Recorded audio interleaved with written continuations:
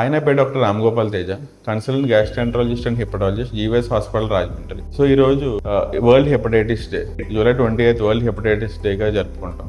So అందులో మన India ఎందుకు ప్రత్యేకం అంటే, రీసెంట్ 2026 గైడ్ లైన్స్ ప్రకారం WHO చెప్పింది ఏంటంటే, ఇండియా టాప్ 10లో ఉంది హెపటైటిస్ బర్డెన్లో. అంటే హెపటైటిస్ అనే వైరస్ బర్డెన్లో మన ఇండియా టాప్ 10లో ఉంది ప్రపంచంలో. సో ఇందులో మనం చూసుకుంటే హెపటైటిస్ ఏ ఉంటుంది, బి ఉంటుంది, సి ఉంటుంది, డి ఉంటుంది, ఈ ఉంటుంది.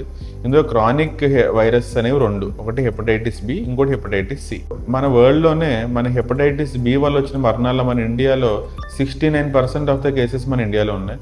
అలాగే హెపటైటిస్ సి వల్ల వచ్చిన మరణాల్లో మన ఇండియా 59%, 58% మన ఇండియాలో నమోదవుతున్నాయి. సో దీనికి గల కారణాలు ఏంటి? సో ఇందులో హెపటైటిస్ బి, హెపటైటిస్ సి అనేది మనకి అది ఎలా అయినా ట్రాన్స్మిట్ అవ్వచ్చు. అంటే బ్లడ్ టు బ్లడ్ ట్రాన్స్మిషన్ ఉంటుంది, సెక్షువల్ ట్రాన్స్మిషన్ ఉంటుంది, సో పెరినాటల్ ట్రాన్స్మిషన్ అంటే మదర్ టు చైల్డ్ ట్రాన్స్మిషన్ ఉంటుంది. ఇలాంటి చాలా ట్రాన్స్మిషన్స్ ఉంటాయి. కానీ ఇందులో చాలా ప్రివెంటబుల్, అంటే హెపటైటిస్ బికి వ్యాక్సిన్ ఉంది. సో అది కానీ మనం ముందే కనుక్కుంటే వాళ్ళ ఫ్యామిలీ మెంబర్స్కి ఖచ్చితంగా వ్యాక్సినేషన్ చేయించవచ్చు. కానీ హెపటైటిస్ సికి వ్యాక్సిన్ లేదు. అలాగే హెపటైటిస్ సికి కొత్తగా వచ్చిన యాంటీవైరల్స్ అనేవి 100% మంచి రికవరీ రేటు ఉందన్నమాట. అంటే అరౌండ్ ఒక 3 to 6 months వాడితే కంప్లీట్గా హెపటైటిస్ సి క్యూర్ అవుతుంది. అలాగే హెపటైటిస్ బికి కూడా కొన్ని మందులు ఉన్నాయి. అలాగే ఇవి క్రానిక్ వైరసెస్. దాంతోపాటు ఎక్యూట్ వైరసెస్ ఉన్నాయి. అంటే హెపటైటిస్ ఏ కానీ, సి, డి కానీ, ఈ కానీ.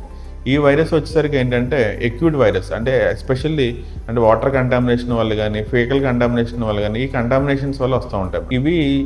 ఇవి కూడా అంత అశ్రద్ధగా తీసేది కాదు. అయితే మైల్డ్గా సింపుల్గా జాండీస్ వచ్చి 3-4 days రికవర్ అయిపోయిన కేసులు ఉంటాయి. సివియర్ కేసెస్ అంటే ఈ హెపటైటిస్లో కూడా సివియర్ కేసెస్లో ఖచ్చితంగా లైఫ్ రిస్క్ కూడా ఉంటుంది అన్నమాట. ఇప్పుడు ఈ హెపటైటిస్ బి, హెపటైటిస్ సి ఎందుకు ఎంత ప్రాముఖ్యత అంటే, మందు తాగే వల్ల ఎలా అయితే లివర్ పాడవుద్దో, లివర్ క్యాన్సర్ వస్తుందో, ఈ హెపటైటిస్ బి, హెపటైటిస్ సిలో కూడా అలాగే లివర్ పాడైపోవడం, లివర్ క్యాన్సర్ రావడం కూడా జరుగుతుంది. ఇంకా చెప్పాలంటే ఇవి మందు కంటే చాలా డేంజర్. ఎందుకు డేంజర్ అంటే, సో ఇది ఇమీడియట్గా మనకు పోదు ఈ వైరస్. మందు అక్కడితో ఆపేస్తే అక్కడితో ఫర్దర్ డ్యామేజ్ ఆపుతాం. కానీ ఈ వైరస్ అనేది ఇమీడియట్గా పోదు. ఇది ఉన్నంతకాలం ఉంటుంది.